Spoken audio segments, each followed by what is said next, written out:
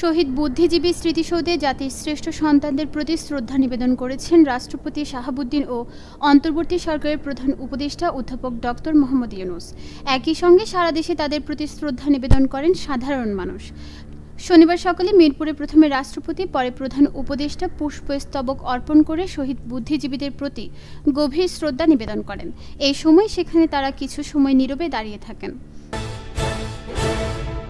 বিএনপির ভারপ্রাপ্ত চেয়ারম্যান তারেক রহমান বলেছেন, ক্ষমতায় গেলে অর্থনৈতিক বাস্তবতা বিবেচনা করে বিশেষ চাহিদা সম্পন্নদের ভাতা বাড়ানো হবে, পাশাপাশি তাদের জন্য স্বতন্ত্র অধিদপ্তর প্রতিষ্ঠা করা হবে। শনিবার এক মত বিনিময় সভায় তিনি একথা বলেন। তারেক রহমান বলেন, সকল মানুষ সীমাবদ্ধতাকে জয় করে নিজের স্বপ্ন পূরণ করতে চায়।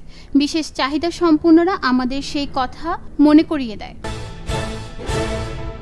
শহীদ বুদ্ধিজীবীদের হত্যার প্রকৃত রূপ রহস্যে ঘেরা। প্রকৃত হত্যাকারীদের এখনও চিহ্নিত করার সুযোগ আছে বলে মন্তব্য করেছেন বাংলাদেশ জামায়াতে ইসলামীর সেক্রেটারি জেনারেল অধ্যাপক গোলাম মিয়া পরওয়ার। শহীদ বুদ্ধিজীবীদের হত্যার প্রকৃত রূপ রহস্যে ঘেরা। প্রকৃত হত্যাকারীদের এখনও চিহ্নিত করার সুযোগ আছে বলে মন্তব্য করেছেন বাংলাদেশ জামায়াতে ইসলামীর সেক্রেটারি জেনারেল অধ্যাপক মিয়া গোলাম পরওয়ার।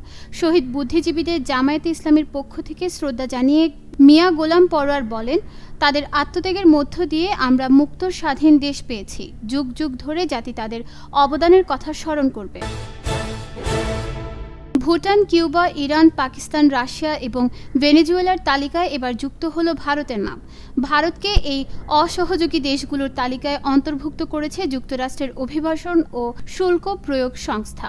তালিকায় উল্লেখিত দেশগুলো প্রত্যাপন্ন প্রক্রিয়ায় যথাযথ সহযোগিতা করে না বলে মনে করে মার্কিন কর্তৃপক্ষ। আইসিই জানিয়েছে, এই দেশগুলো সাক্ষাৎকার গ্রহণ, সময়মতো ভ্রমণ নথি ইস্যু এবং নির্ধারিত ফ্লাইটে তাদের নাগরিকদের ফেরত নিতে প্রয়োজনীয় সহযোগিতা প্রদানে ব্যর্থ হয়েছে। দেশে হঠাৎ করে সামরিক আইন জারির অভিযোগে অভিশংসিত হয়েছেন দক্ষিণ কোরিয়ার প্রেসিডেন্ট ইয়ন সুক ইয়ল। শনিবার দেশটির পার্লামেন্টের সংখ্যাগরিষ্ঠের ভোটে তিনি অভিশংসিত হন।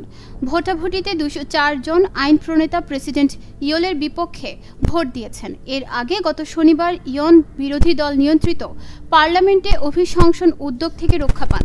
সেদিন তার ক্ষমতাসীন দল পিপল পাওয়ার পার্টির আইন প্রণেতারা পার্লামেন্টের ওই অধিবেশন বয়কট করায় বেঁচে যান।